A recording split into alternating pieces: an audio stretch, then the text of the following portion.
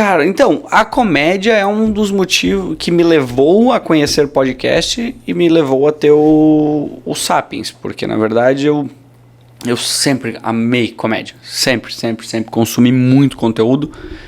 Tu consumia conteúdo fora? Fora. Consome ainda, né? Consumo. Eu na época, assim, eu lembro... Porque eu tinha amigos que conheciam ou tinham, sei lá, ou DVDs ou esse tipo de coisa. Então, na época, eu consumia, ou na internet eu tentava achar vídeos de conteúdo de stand-up, porque no Brasil tinha muito pouco. Na época. Porque os primeiros, vai lá, Diogo Portugal, Marcelo Mansfield, tinha Carlos Fariello. Aquela galera da Terça Insana. Da Terça Insana. Era basicamente essa galera. Marco Luque e tal. O Marco Luque até veio um pouco depois, mas também. Mas assim, basicamente era essa galera ali que popularizou. E eu, bom, gostava, tinha vários comediantes que eu acompanhava. E eu gostava de escrever e tal, porque moleque. Quantos anos? Cara, eu acho que quando eu comecei a fazer... Os meus primeiros shows, se eu não me engano, foi em 2008 para 2009. Que eu fiz, porque daí assim, eu fui... fazer aquela porra de trabalhar nos Estados Unidos lá...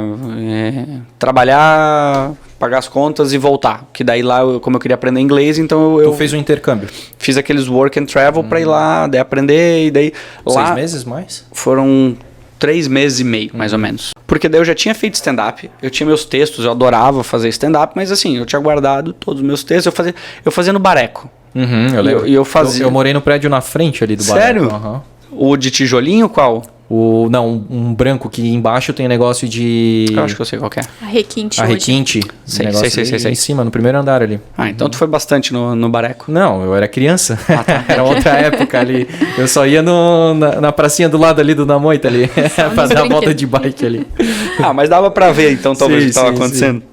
Mas o Bareco foi uma experiência muito legal. Eu vi um vídeo teu ali no YouTube lá que tem, acho que era no teu canal. Tu tá com a perna quebrada e tal. Foi assim que eu fiz stand-up. Mas foi o primeiro? Foi o que me convenceu a fazer stand-up. Esse foi meu primeiro vídeo. Meu primeiro show de stand-up que eu fiz, eu criei coragem de fazer porque eu tinha quebrado a perna.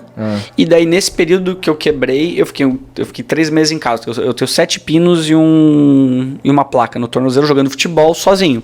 Eu tava jogando com o pessoal, mas eu fui me dar um drible e dobrei o meu pé e quebrei o meu tornozelo. Top. Genial, assim, puta jogador de futebol, assim, deveria ter focado nessa carreira. Mas pelo menos virasse agora meteorologista daí, né? Sempre que vai esfriar, que vai chover, tu já sabe daí. Eu falava isso, eu falava que eu era que nem o Milk Bar na caixa de chocolate na hora de escolher o time. Ninguém queria aquela merda, entende? Sabe? Tipo, sim, era o último, né? Era o último a ser escolhido, era que nem, tipo, sei lá, daí eles tinham lançado o Milk Bar com granulado ainda, era que nem eu aparecer com uma chuteira nova. Tipo, a mesma merda, não ia mudar nada, não vai só tá mais bonita. Nada. Tipo chuteira do Neymar, assim. Exatamente, não ia mudar. E daí eu quebrei a perna e nesse período eu comecei a escrever muito. E lá então, aí foi o primeiro show que tu fez ali com a perna quebrada. Porque daí eu tinha escrito o texto. Foi excelente a tua primeira piada, né? Cara, nossa, foi excelente, cara. Não, tu tá sendo... Conta aí. Isso é sarcasmo? Não dá pra contar, é horrível. Não, cara, né? Porque, porra... Eu não vi. Não, nem veja. Ele fala porque, tipo, né, stand-up, né? Só que ele tava sentado com a perna quebrada, né? Então como é que ele ia fazer stand-up, né?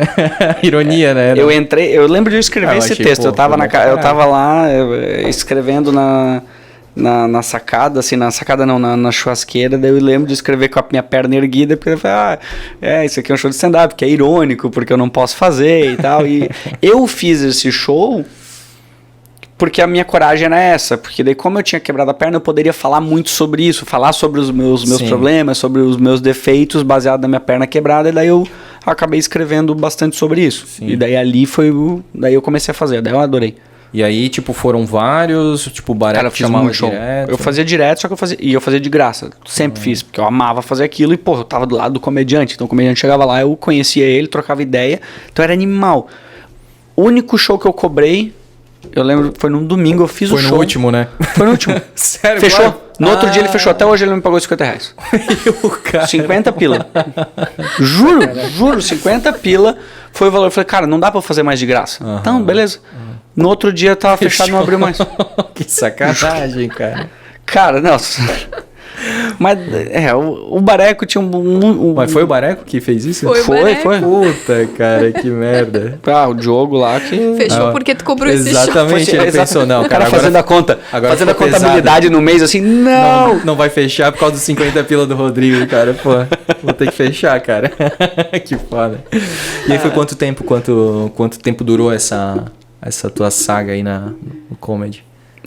Naquela época ali talvez uns 2 anos, eu acho. Cara.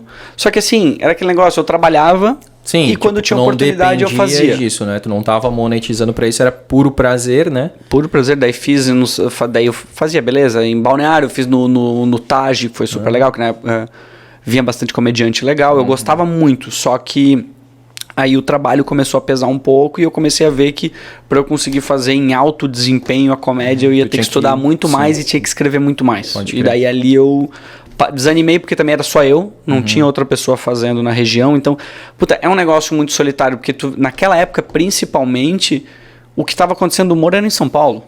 Curitiba e São Paulo, ainda eram 2 grandes polos. E... Então eu ficava ali e falei, o que eu vou fazer? E não tinha um cara que pra meio que, tu acabava, daí o cara vinha atrás, né? E aí de repente tinha mais um, não, era tu. E aí, teu show durava. Hoje eu, sei lá, eu acho que se tem bastante gente, tipo, sei lá, 4 amigos, cada um faz lá meia hora e não pode, tem a parada do tempo, né? Tem uma regra, né? E tal, que não pode tomar... Bem interessante isso. O show de comédia, ele é muito calculado. O humor, principalmente stand-up, ele tem setup e punch. Tu prepara. Setup enquanto eu tô contando a história e o punch é a hora que eu tenho que entregar a risada. E tem comediante que tem timing, tem todo um estudo. Friends é um seriado que ele tem programação. Eu não lembro qual que é o timing, mas se eu não me engano, a cada X segundos, posso estar chutando 15 ou 30, tem um punch. O Friends, ele é feito programado. Parece que o comediante roteirizou e falou assim, o cara tem que rir de 15 em 15 segundos, 30 em 30. E se tu for ver, toda hora tem uma frasezinha engraçada assim, sem pausa. A claque também deve ajudar um pouco, né? Claro. Dá aquela, tá na hora de rir, né? Então... Não, o pessoal pega, entende, porque assim, é toda essa construção. E a mesma coisa, o tempo de um show. Cara, 1 hora, 1h20... Pesado. É um tempo bom. Passou disso, ri cansa. O cara pode ser muito engraçado. Ri cansa. 1 hora tu não aguenta mais. Tu já não quer mais rir, por mais que seja ótima a risada, entende? Então tem toda essa... Teus shows duravam quanto tempo? Não, cara, meu show... Vamos dizer assim, eu poderia ter 1h30 de texto. Mas isso não quer dizer que eu tenho 1h30 de show. Porque... Tu pode acelerar, tu pode de repente cortar uma piada ali que tu acha que para aquele momento não vai... É que assim, por exemplo, o Idineu hoje ele tem um solo. Mas olha o tempo de comédia que ele fez para ele conseguir ter um solo. Porque tu tem um solo de 1 hora, tu tem que ser muito bom. E é só texto porrada e bem construído. O suprassumo dos textos. Eu tinha textos, piadas que assim, maravilhosas. No contexto que eu construía com as outras piadas. Eu encaixava quase um joguinho. Faz essa, cria como se fosse uma única história. Mas ela era maravilhosa, tu ganha palmas. Se eu começasse contando ela, ninguém ia rir. Ela tem toda uma construção. Tu começa falando mal de ti, tu começa criando um cenário pra depois tu fazer as outras zoeiras, para as pessoas te aceitarem. Tem todo uma psicologia por trás, né? A forma que tu fala o palavrão. Tem muito comediante que não fala.